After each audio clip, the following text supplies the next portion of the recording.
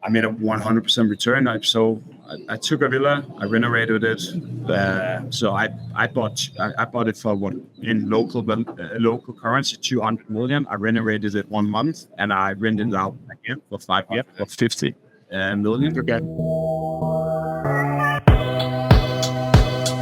While the world's still asleep, we're already grinding. Walking foreign streets, big city lights so blinding. Learning and hustling in this relentless game. The Emerge Pod's next up, we're breaking the frame. Hey, this is Justin Petrone from the Emerge podcast. This week we have Rasmus Holsts, who will be speaking with us about the Balinese real estate market.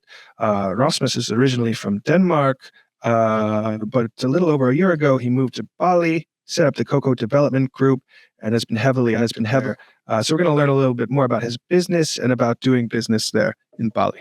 But I was really happy to do this interview with you, Rasmus Holsts from Copenhagen. Rasmus Holst, I guess you'd say, from Copenhagen originally, but now you're with the Coco Development Group. But there's obviously some big steps in between.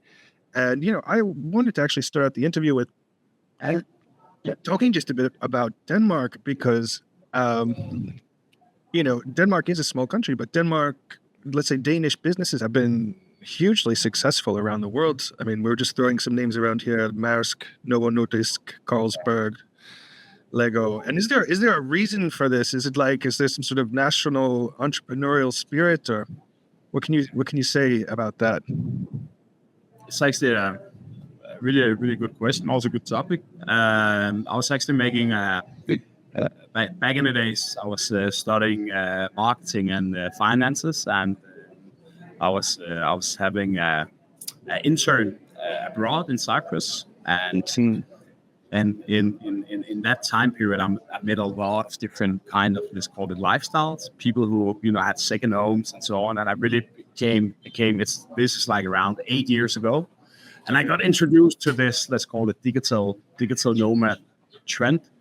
Long story short, I chose to make my school report about being a digital nomad, and I looked into analysis about what countries do we have a lot of digital nomads in, and a lot of, with other words, self-employed. So that was a long story for coming to my point. My point is that actually Denmark is one of the countries in Europe where you have the lowest amount of self-employed people. Okay, yeah, I remember from school learning that more than a third of people in Denmark actually work for the state. A lot more. I think it's 8. Now again, it's 8 years ago, but what my brain remembers was I think maybe 14 or 17% or something is self-employed. But makes sense. You have high taxes. You have a good system. Based on that take care of the people and put them into a good job. Yeah, that's what I was thinking, and but that was leading me to my next question, which is why did you become an entrepreneur? Why didn't you go work for Maersk or Lego, or go work at the Ministry of Foreign Affairs or something like that? Seriously, because it seems like if you're a good boy and do the right things, you can get a really nice sort of comfortable lifestyle for yourself in Denmark. But you're not sitting in Copenhagen right now. You're sitting in a very different kind of place. So to be straight up, I think my biggest fear in life, I'm taking risk, and so I think my biggest fear in life has always been to get into the wheel. To sit in front of the TV 6 o'clock, watch the same show as you did last Friday or last Sunday.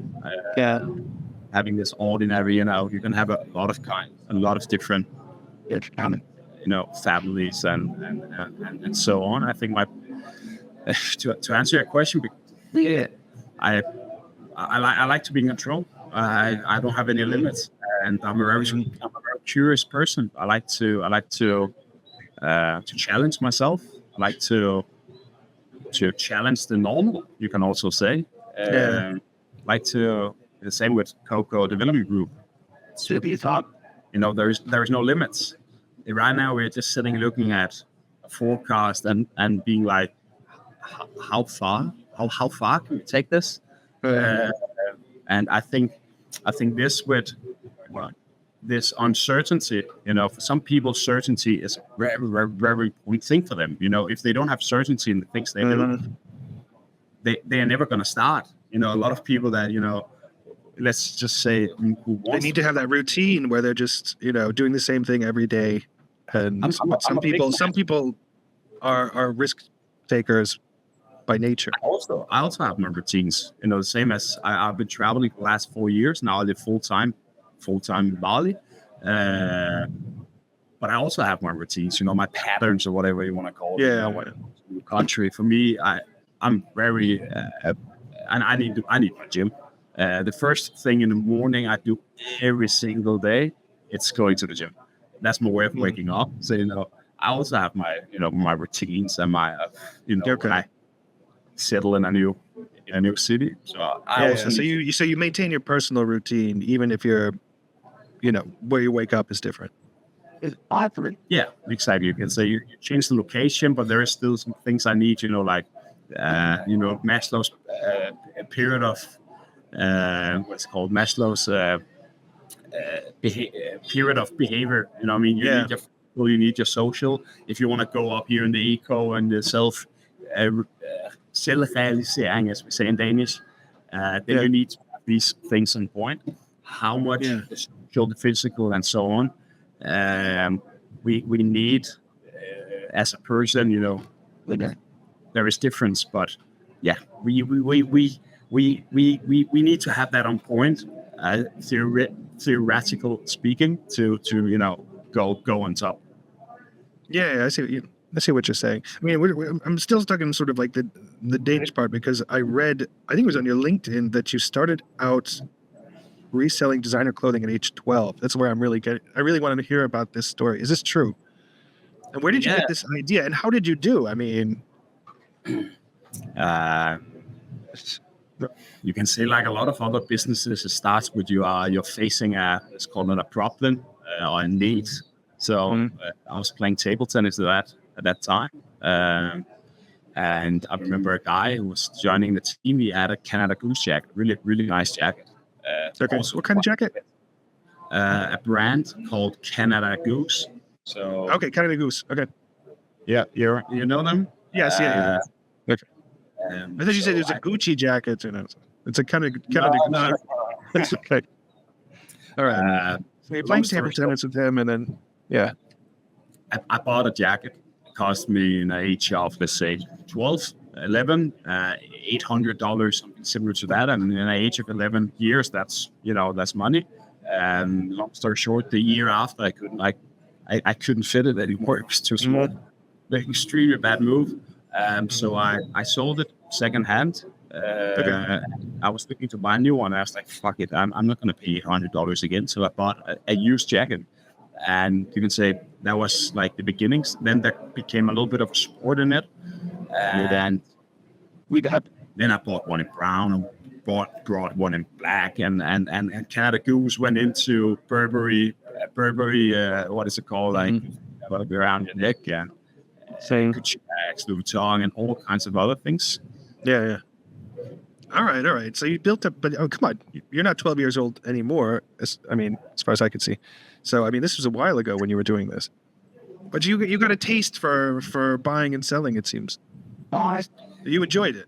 I love it. I love to meet people. I like to make money. I'm saying the bigger picture. It gives some adrenaline. It gives some. You feel alive. You just made a deal. Yeah.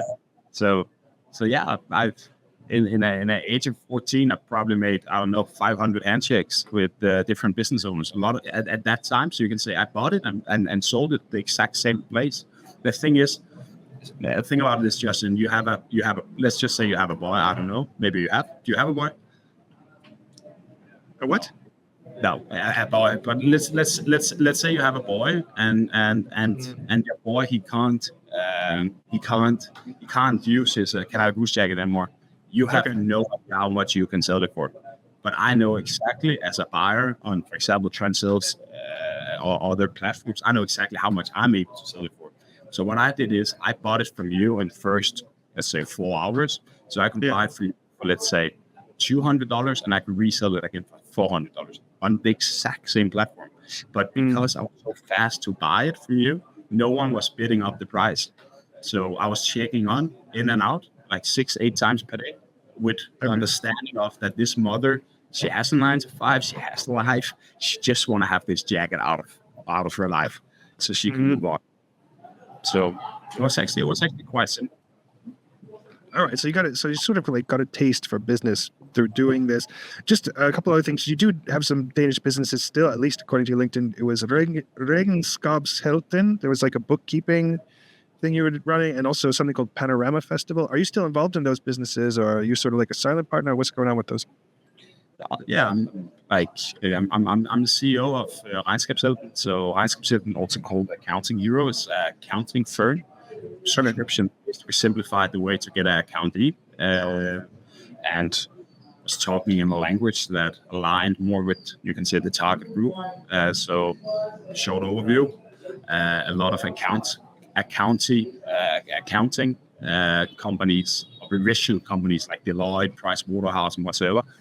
What I saw is a lot of that communication was texted like they were texting, talking to another accountee instead of talking to, the normal person. So we simplified the language. We simplified, you could say in the bigger picture, the reason we got successful was that we simplified everything. We just made it very simple with the understanding of that a lot of people, let's say the majority, they didn't become self-employed to do their books. They became self-employed because they had, a purpose. They had something, an idea about.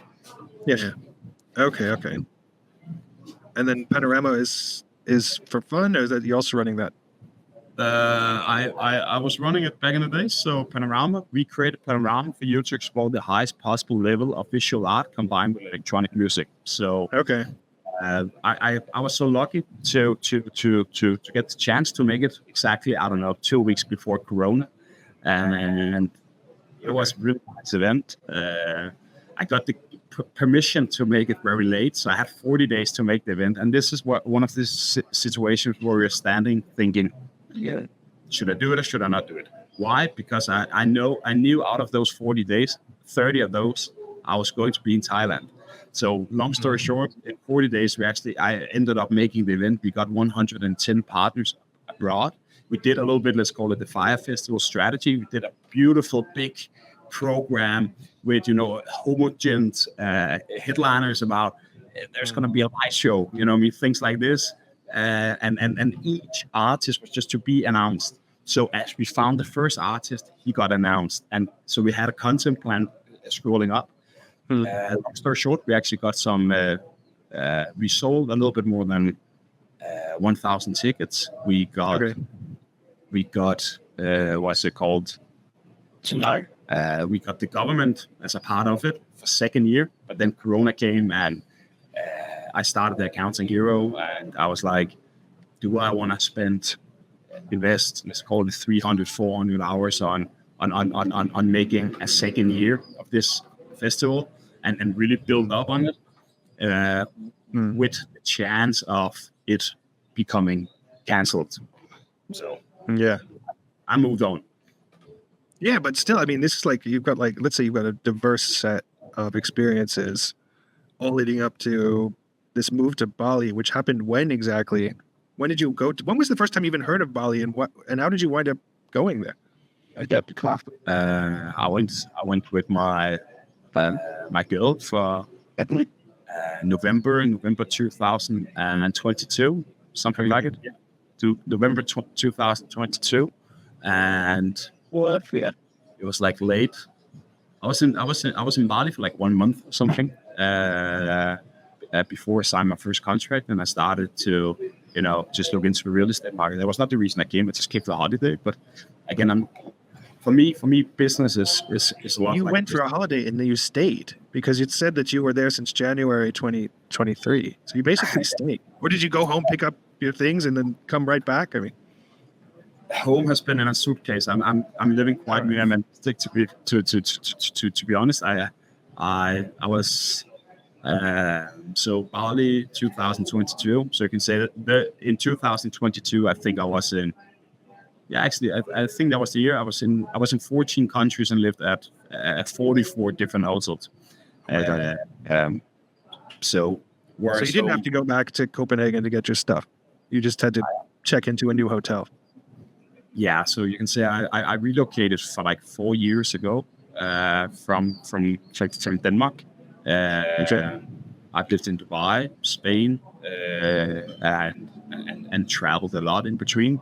So you can say from my perspective, finding Bali was also, it was just perfect. I think I've all the time been looking for, this feeling when you're like, yeah, this feels right. This is it.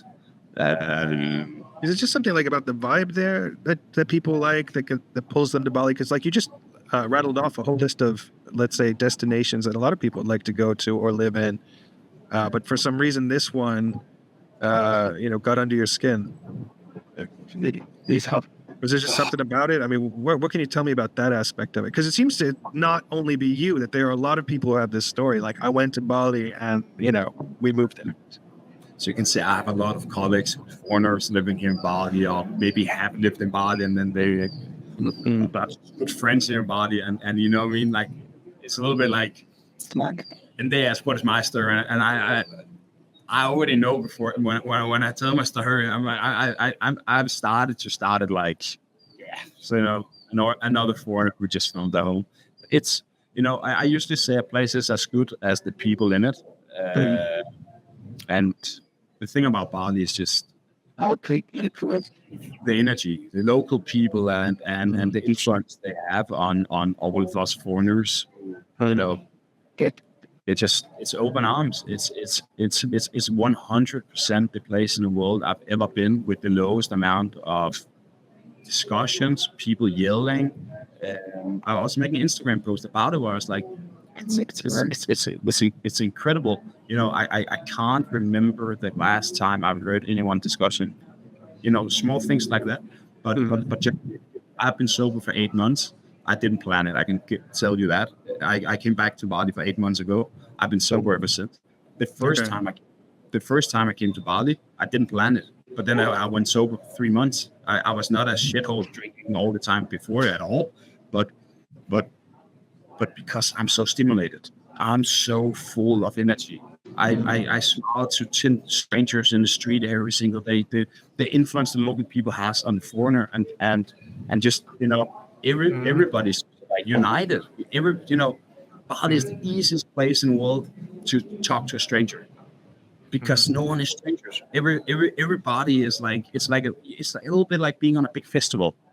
One of the things I liked about Dubai was a little bit the same. No one is from Dubai. A lot of people, of course, is from Bali, but you have so many foreigners, and everybody have a good time and just connect and grow and just live life. That's a sense of camaraderie you get there. I do remember that in Bali, just people calling out to each other across the parking lot or through cafes. They would just yell out their names. Hey, you're hot.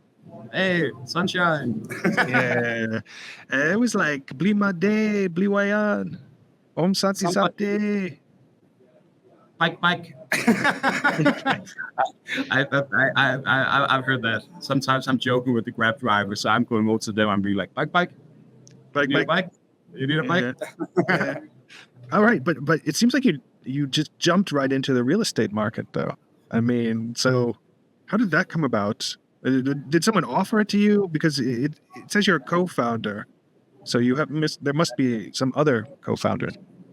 Me? Yeah. I'm just joking. I'm the co-founder. Yeah, the co-founder. Are there other founders? I'm the owner of the company. Okay. Running a company is the easiest thing in the whole world. If you make it the easiest thing ever, it is. Yeah, but okay, like imagine we have a clock here, or our sort of wheel or calendar. It's like November 2022. You go there, January 2023. You're fully relocated to Bali, And then when does the real estate business materialize? Like instantly, or was it 2 weeks, or how did that happen? I came November 2022, sometime in December, 3 weeks, 1 month, whatever, after I arrived. Before that, I came, a lunch costed $2, a nice looking villa costed $4,000. So I was like, something's not adding up. I looked a little bit into it. Whatever you do, the formula is quite simple. You need to sell it for more you bought it for. It back to the kind of goose jackets or whatever you want to have formula. So long story short, I took a villa, I renovated it. I didn't do shit, but I paid for it, and I got to work with the local people, signing some contracts, doing some baby steps. And say what I did was I thought about like, okay, if I was running this in a big scale, as a small split test, how difficult is it for me to rent this place out? If I do, I've been working with marketing and sales for like ages, making, different, there's a lot of ways to, sell your product, Facebook groups, WhatsApp, CRM system, Facebook ads, whatsoever. I made a 100% return. I took a villa, I renovated it. So I bought it for what in local currency, 200 million. I renovated it 1 month, and I rented it out again for 550 million. Okay. And I left Bali, and I still had in my head that having a real estate company in paradise, building luxury villas was probably the nicest thing I can imagine myself doing. And I was not really, so I don't really work for money. I work for growth. And the Accounting Hero had at that time been running for 3 years. And I was not really passionate about it anymore. I was not really like, I feel like, it's been an amazing journey. I've learned so much from running that company. But I need something new. I like to work in a company. I don't like to work in a company. So that became the beginning of Coco Development Group. Okay. And you took the name from? That's a good question. Coconut? Yeah. A friend named Coco? I had some requirements. You can say some other things I've reflected about. Some of them, something that looks good in a logo. CO looks good in a logo. It's important. It's also a little bit mysterious. It can be like, like and co, and associated. It could be short, and it's perfect for brand. It can go many ways. It can be island, coconut, but it also, you can ask ChatGPT. It gives you a perfect example of what, but it can also be luxury, like Coco Chanel. Yeah, or Copenhagen. Sort of hidden away there. Come on. there is I saw on the map when I was looking at this Chengdu area, I saw there was a place called Copenhagen Chong, where they're like, I don't know, maybe you should go there and get some bread or something. Yeah, it's an amazing place. So you've been there before? I'm there 3 times per week. I love it. Okay. It's really, the funny thing is that they used to have a big poster. So it's the bridges and the seas in Denmark. And I could see my old apartment. So sitting there, I feel really. And then one day I come and I'm like, guys, what's happening? What is this now? Now they just have T-shirts, freaking stupid hanging, But like, definitely one of the best brunches in Bali. It's not because it's called Copenhagen. It's just, it's really good. All right, so we're talking about the development group, development projects, crowdfunding, investment strategies, construction. These are all on your website. And then you've got the Coco Lifestyle Resort, Le Mansion Cese. Is that am I saying it correctly? And a jungle resort. Is that the same as the Lifestyle Resort? I've heard about a jungle resort too. So you can say a little bit back to we're scaling the company like crazy now. Okay.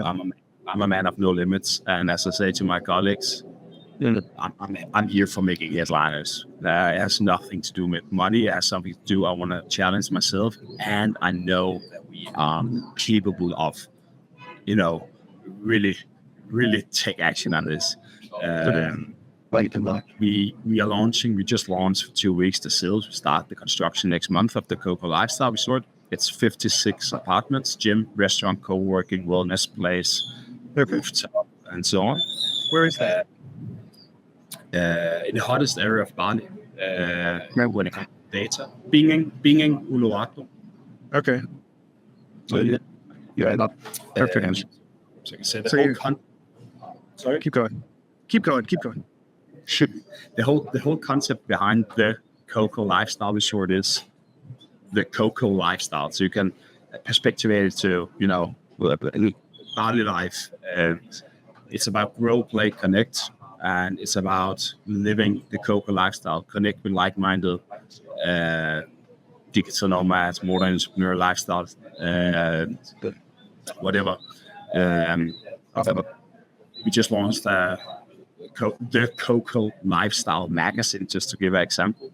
It's about fashion, interior. It's about personas, people in Bali. It could be the yoga or the surfer, the fitness guy. Yeah. To Like little profile pieces on different people you might run into. It's about lifestyle. It's about different kinds of ways to living the Coco lifestyle, to live in Bali and, just this creating dreams, living them, inspiring the world to the Coco lifestyle. From my perspective, I've been making events and festivals for 6 years before I made the account in Europe. My first company was called Our Copenhagen Brings the City Closer. So the vision were to bring the bankman and the yoga girl together. Why? Because they're living, in a theory, 2 different lives, but they have so much to learn from each other. They are both amazing people. The yoga girl is amazing, creative. The bankman is something else, Yeah. He has a lot of money. I don't know. He has a bank. Okay. Wait, so you have the magazine. So you've actually developed this brand into like a way of life, but you've also got this resort in the works. So you mentioned it's under construction. Do you have like a date by which time you hope to have people like living there or have apartments for sale or something? Is it going to be this year or what's the story? So we are under construction and just finished our first development, the Coco Mansion. The Coco Mansion is an endless villa experience, the premium villa of the Coco collection. If you refer it back to Mercedes or Maybach or whatever. Then we have the Coco Lifestyle Residence. So that's the first of the Coco Lifestyle concept. So it's an apartment complex of 14 apartments. Okay. Everything sold out. It's under construction. It's done in 3 months. Then we have the Amazona luxury wellness jungle resort by Coco. So it's you can say everything about Coco is one big ecosystem. So if you are part of the world of Coco, join the community with benefits for life, as we say. Everything works together, and I often get asked what keeps me going, and I'm like, I'm just building the best possible life for my clients, my colleagues, my families, for friends and partners. And that's what Coco is about. It's one big ecosystem of properties and growth and bringing people together. So who is the target customer? Well, customer, the target is the world, but I mean, really, like who? For this resort, like who is it going? Is it like Australians? Is it other Danish? No, I mean, but still, seriously, is it Westerners? Are you also catering to Indonesians or just all of the above? Or you can see. We got a new client in that made me extremely happy. I don't want to mention her name, but she's not that old. Investing $145,000 in the age of 20 or 21. Okay. If you ask me, extremely cool. And a person I have extremely big respect for. The person is self-employed, and just have I just see a person that I can help grow. I can help inspire and create a life for in Bali. And a lot of the things we're going to go do with the Coco Lifestyle Residences. So you can say what normally developers would do is management companies would take care of the management of people's properties. They would put it on Airbnb. We have a goal setting of having retreats like more than 50% of the time in a year. So we have what we call, back to the Coco Lifestyle, Grow, Play, Connect. Under our value proposition called Grow, we have the Coco Accelerator program. So it's business retreats. So back to asking, who is this for? It's for people with purpose. It's for lifestyle entrepreneurs. It's people who want something. Okay.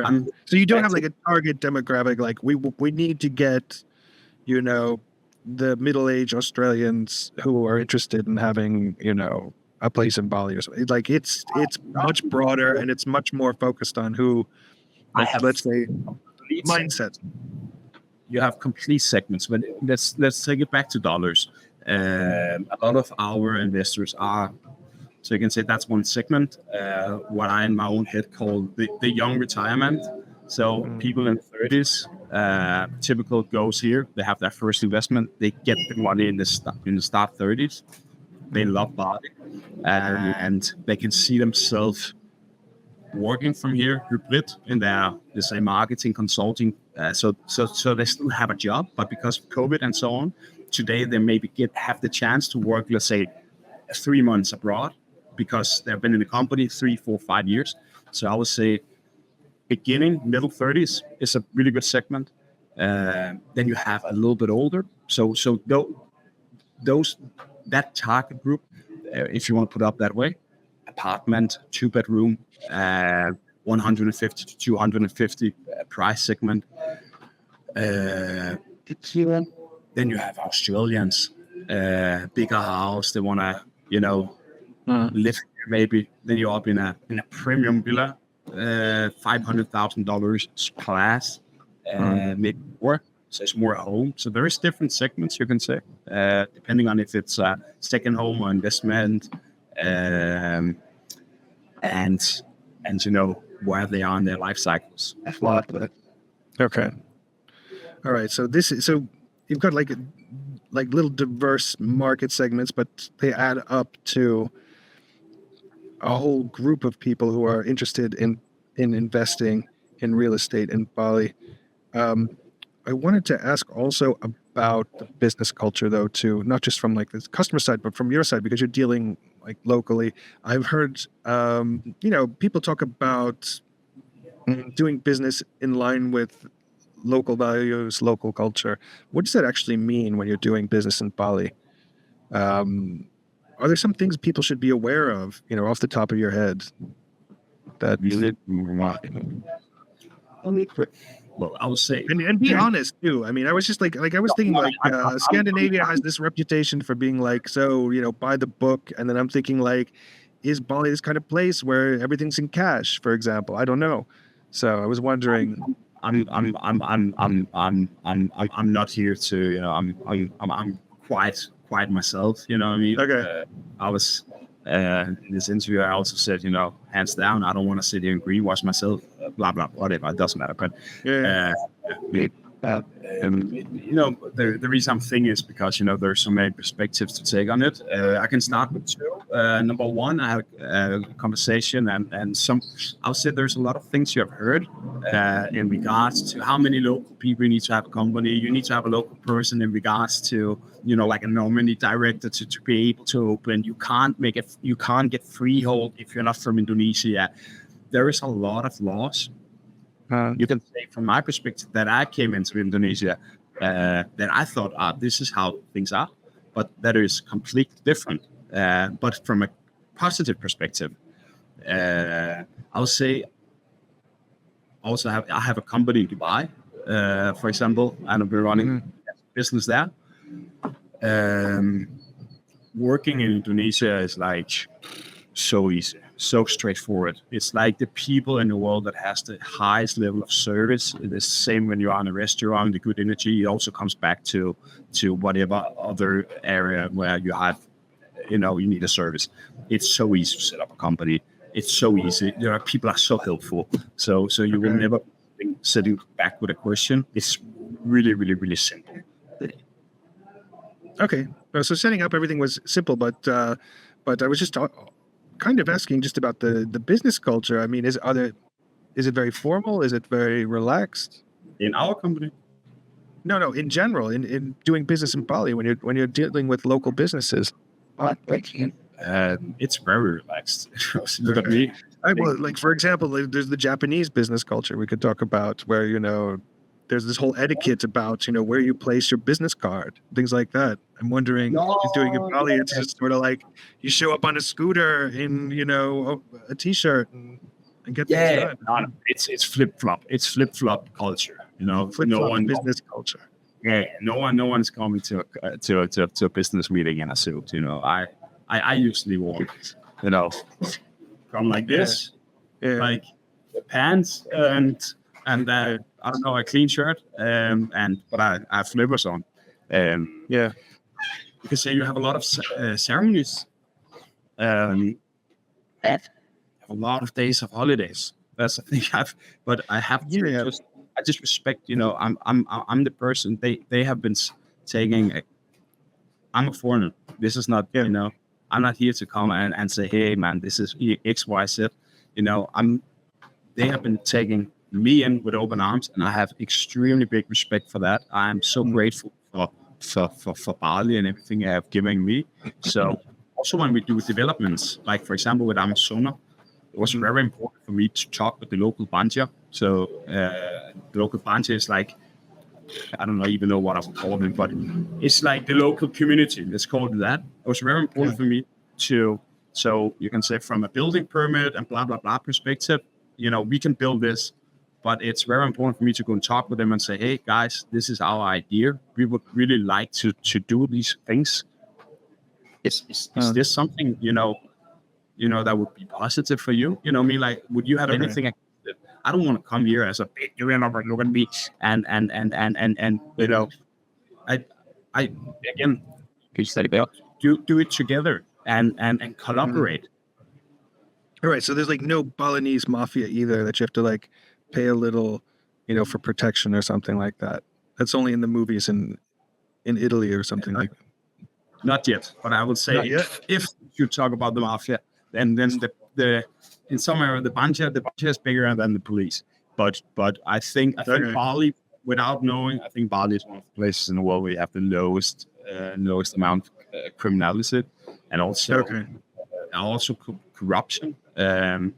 So for people maybe listening who haven't been in Bali, Bali is maybe one of the most safe places in the world. I have not met it. Like, I remember I had a talk in Ubud here with Daniel, and he was like, where is the police? You never see the police. You never hear a sirene. Like the culture is more about giving back to the police and so on, not about walking around like this and run people by fear. So again, I never see the police. I think I've seen. So it seems like the thing you really need to be aware of is just all these sort of cultural ceremonies that might interfere with your schedule or something. That no work today because we have some kind of ceremony. I have on the team five people from Indonesia. And I'm thinking, there's a lot of holidays.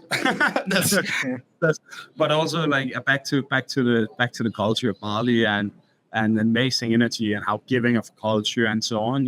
It comes from somewhere. So I can only be positive because someone did something right, because this all these like ceremonies are actually contributing to this sort of vibe that's pulling people there.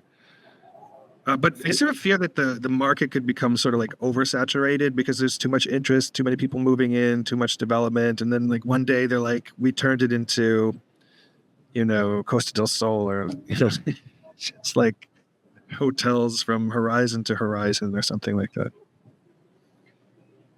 So you have green zones. Green zones are like protected areas, so you're not allowed to build there. But if you look at the West Coast and the movements, Seminyak and so on, you have big land and a lot of construction down the road. Maybe a little bit like like a long beach side, like if you were in Tenerife. That's what I was thinking of. Yeah, but is there a worry though that it sort of might be diminishing the Bali ambiance of the sort of remote tropical feeling? Is there a risk that it could lose a bit of its magic because of that? Definitely, you can say. And as a developer, I mean, are you sort of like, how are you keeping abreast of that? I'm looking at the most bright future ever. The movement of Bali is so positive. You can also say when you have a development or you have a person buying a cola in a hotel, it's taxes. What is taxes? It's money. What is money? Money is possibilities that support the infrastructure. Bali is building an airport on the East Coast. There is a $1 billion investment making one long I don't know how long beach. Building a train station. Just in how many islands in the world has a metro system? What? No, not many. What does that bring to Bali? It's not an island. Manhattan. Copenhagen, Denmark is not much bigger than Bali.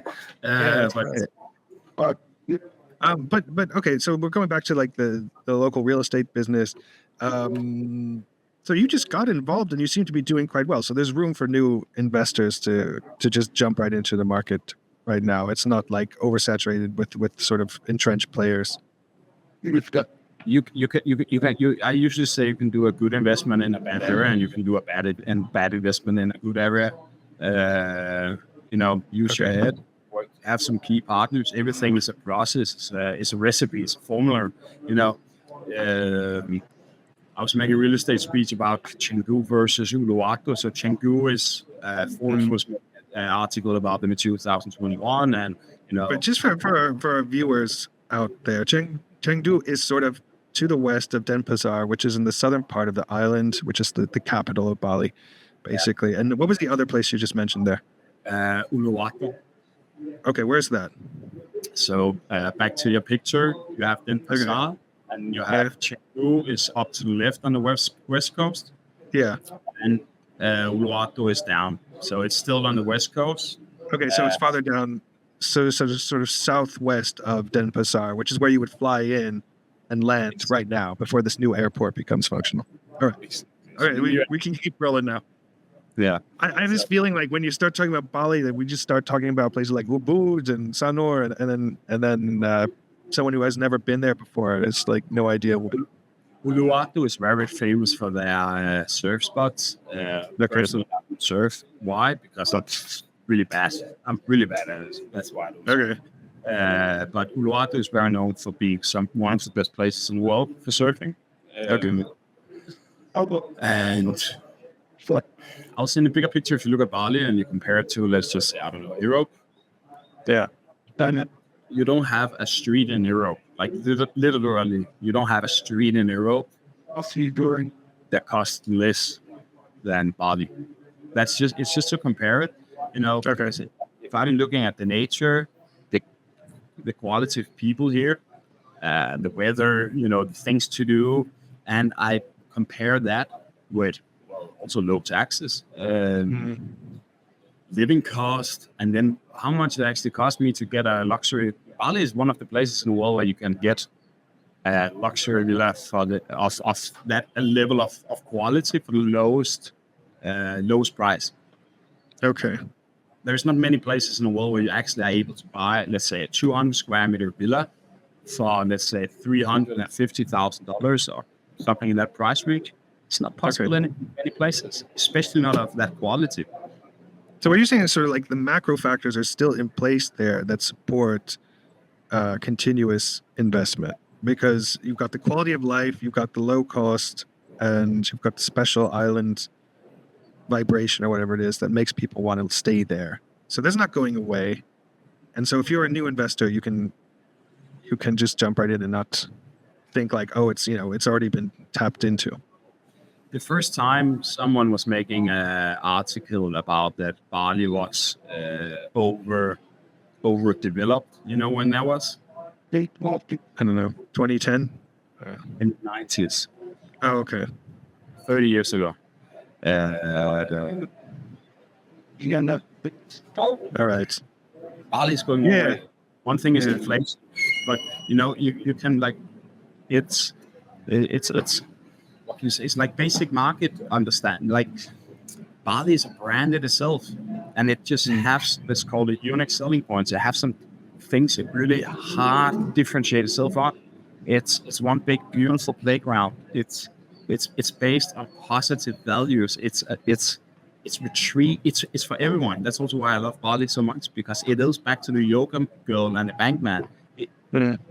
You have the billionaire coming here. You just had G20 with all the leaders of the world. That's right. You have the billionaire here. You have the surfer. You have the yoga girl. You have the entrepreneur. You have the families from Australia. You have the people from Russia. You have backpackers from Europe. You also have families from Europe. You have the whole world. Japan. In Indonesia, they were learning Japanese in school back in the days. I still think they do today. Why? Because Bali was the biggest hub for Japanese people. Bali is a hub for the whole world. It's insane. Yeah. And even more since the pandemic, I think. I know even from Estonia, there were a lot of people I knew who went there to just work. In fact, right now, I know people who are in Bali working. When we think of digital nomads, it's really like all of us are, in a way, digital nomads. It seemed the pandemic really sort of... But it moved it. Yeah. I was making a school report about it 8 years ago, where I really got, wow. So you can actually live 3 lives in one, having 3 homes in the world. And with Paul, the strict guy, he was fucking rock star in my eyes. I remember one of the things I saw was that the forecast was that in 2025, the majority of people in the US would be remote workers, freelancers. And it's already happening now that the majority of people in the US are working freelance or remote. With other words, they have the freedom of movement. I get back to COVID. It changed a lot of things. And Bali is just, number 1 or number 2 or whatever. It's in top 10 on all lists you can find on the internet. If you search, digital nomads, hotspots in the world, Silicon Valley. I'm sitting here in a co-working right now. The people I'm sitting with is, you have lawyers sitting here from London. Like more normal jobs. Are those people usually renters though, or do they also think like, what the heck, let's buy a place because it makes more sense? If you're a digital nomad, you're thinking, oh, I want to be able to just throw my laptop in my bag and get the hell out of here if I feel like it. Or do some people, are there like, let's say some of the digital nomads, putting down roots in Bali? A lot of people live in Bali. That's also one of the things that makes it so unique, the impact of different cultures, French people, Italian, Spanish, Dutch people, Australians. You have so many people living here. Also because the weather, it's not like Ibiza where you have, 3 or 4 months and then the tourist season goes over and then what happens? You just have a small, here you have like, it's very static in the amount of people on the island. The high season is, the difference, it's 5%. Okay. Yeah, but there are a lot of people there. But what I'm saying is like the digital nomads are also buying places to live there. They're not just living at a hotel or like a bungalow they rented for a few months. Digital nomad is a big word, but of course it depends. I'll say the normal buying behavior would be maybe take a 1-year contract, 5 years contract, step by step. Depends again on your money. Okay. We have some of our clients that are local in a matter of they live here in Bali. But they have done it from a perspective of investment. So they have not done it to live in the place. They've done it from perspective of investment. Okay. All right. I'm good. Do you feel that there are areas of the island that are untapped in terms of their potential? Bali is big. I mean, it'll take you a long time to explore every part of Bali, and it will be difficult to reach parts of Bali. And I'm just wondering, there's a lot of focus on, let's say, this region to the, southwest of Denpasar and also to the east a bit.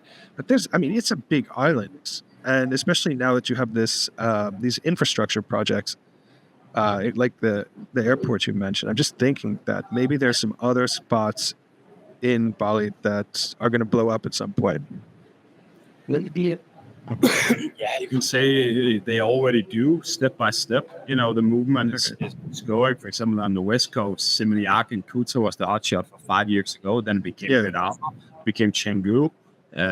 We also, our way of thinking and investing was, ahead of the market. We invested in Sese. So Sese is the next area after Canggu. You also have Piranan and then you have Saraki. So you can see the movement is going up. Okay.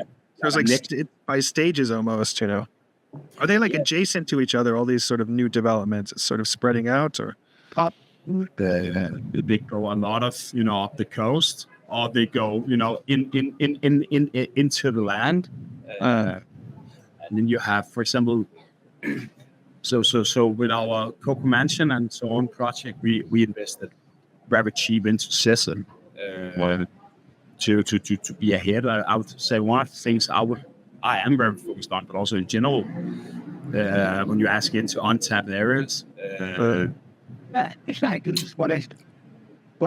be ahead of the market. And again, it's and be aware of your investment strategy. So let me give an example. Let's say Lovina. Lovina is all the way in the north. Lovina is where the new airport is coming.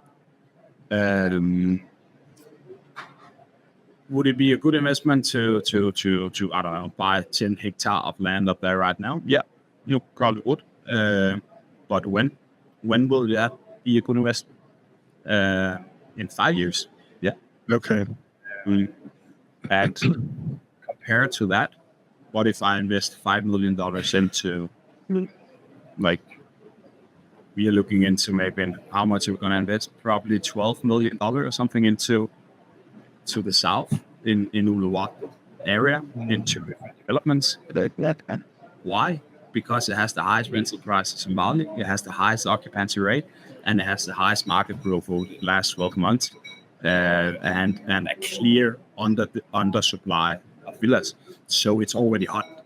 It's already hot now, and we tap into where we have the tourism instead of that we need to, create it ourselves.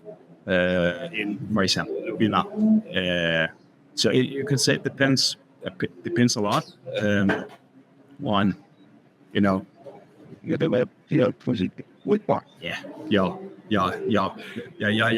picture of. Okay. All right. So it depends on like sort of what you want to get out of it. It also depends on your perspective. I was just thinking about that too when I'm thinking about this island, that there's a lot of potential there. Just two more questions for you. The first would be about adjacent areas. I have a friend who moved to Lombok a couple of years ago, and then you've got the coast of Java on the other side, and I'm just wondering, has this development spread to these places, or is it just very still Bali centered? Because you're looking right across the straits either way. There are also some smaller islands. I think Gili Meno is in there too. Is the real estate activity in Bali branching out, or is it staying, at home? Bali has a lot of potential. Lombok, a little bit. You can. I would say that it depends a lot, on what you want, because go in and look on the occupancy rates and how much rental income you are. The tourism is not in Lombok there not yet, compared to. So it's always supply and demand. Okay. Lombok is 100% an area I believe personally in a lot. You know, if you look at Google and you look at Google search, you know how many search you have. That's something I look a lot into, like cities and whatever tag name to see like the growth in popularity. Lombok, Sumba is really getting somewhere. From our perspective, it's not something I would invest in now, but going forward, it could be. All right. Okay. Well, it just seemed like a natural progression to me that you've got all these, you know, sort of capital concentrated in this area, and that, you know, at some point they're going to think, hey, let's try something over there. Let's bring people over there, or you know, build there because it's, you know, the next frontier, so to speak. It is happening. You can just say you're also there's also some logistic things in it. You're missing a little bit of infrastructure. If I should take my construction team and move to Lombok, then we need to move to Lombok, and we need to import a lot of things. Because you don't have it, and it costs money. Okay, I see what you're saying. You can't just move, like, turn Lombok into Bali, basically. Yeah, you can, and probably could be. It's very popular for the surfers in the Kuta, whatever Lombok area it's called down south. It's very popular for surfers. It's a beautiful place. A lot of good friends here in Bali. Daniel is there right now. Surfer. He loves Lombok. You know, for him, he says he lived in Bali. He's actually Danish, but lived in Bali for the last, let's say, on and off the last 5 years. And you know, he have seen Canggu when it was just a rice field. And what he loves about Lombok is this, you know, the good old Bali. Yeah, it's interesting. There's like people who are like, you know, when you say, you know, you're close to the airport, you've got all these hotels, restaurants, and they love that.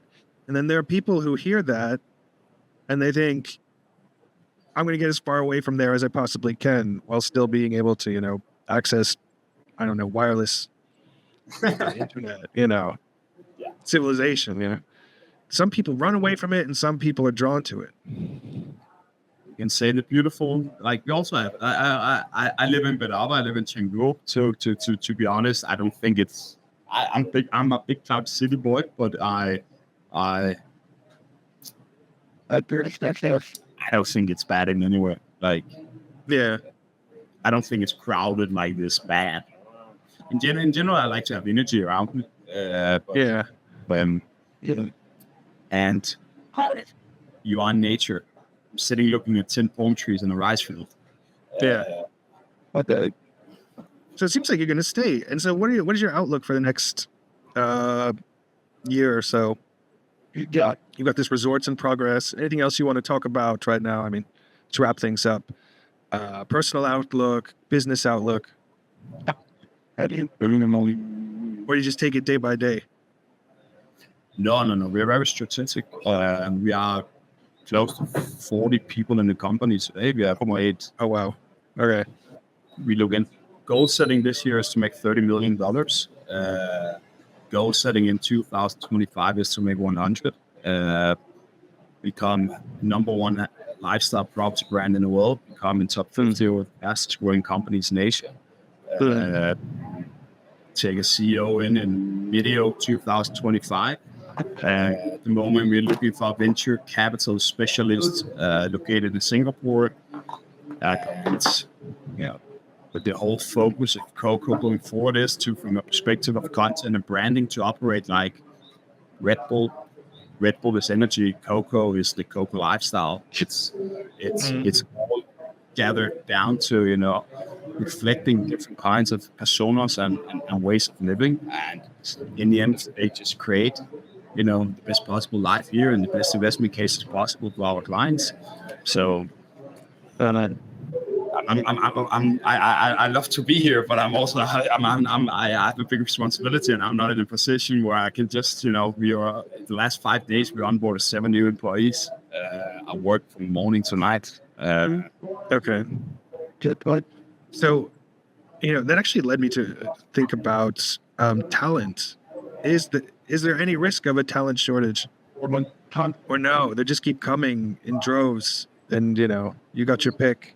I mean, come on, every country there's a talent shortage. Like the people to hire, finding people who are competent, people who know what to do, or they could just be retrained no matter what. I have close to 100 employees today. I have employees and colleagues. I much rather want to call them because I'm very, very low. I'm just a colleague in my own company. And helping where I can. I have colleagues in around 12 countries today, something like it. Again, I've been working remote for the last 7 years. When I have new people coming into the family or into the team and they ask about hours and so on, I make it very clear for them straight up. I say, I want to make it very clear for you. I'm not here to put you in a box. I'm not here to give you a job. I'm here to motivate you, and I'm here to try to understand how you work the best. Because personally, I've never had a job, and my biggest fear ever has always been to be put into a box where I couldn't fly. So, or that hamster wheel you were talking about at the beginning, to just run in circles somewhere. I'm not joking with you. Josie has always been my biggest fear. Biggest like that. Okay, well, has it happened? No. After high school, I didn't take a job. I didn't have a job in 2 years, and I just did what I could to become self-employed. At that time, I was 20. Yeah, master your own destiny. But I was just talking about talent before, and it was just about like finding, let's say, people who know real estate in Bali. I guess like the economy is very like tourism focused. So I'm wondering, like do you have a talent pool? You advertise, let's say, or you put out some fields to get some new people. How many people can you expect to? Literally, last week, I hired 7 new people by one job post. I was not looking for 7 people, but I got so many qualified people. So I had Denisa, Gio, Georgiana, Roy, Bill, Justin, and Julius joined the team. Right. That was 7.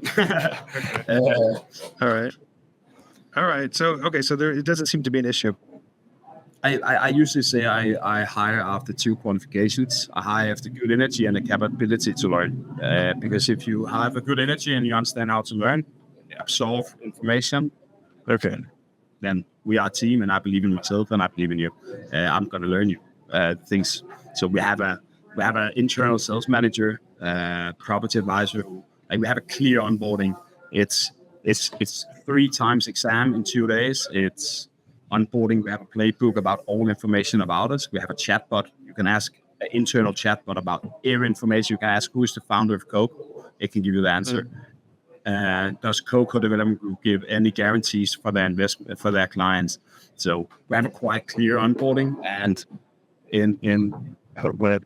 so yeah, onboarding 7 days, very intense, and then you're ready.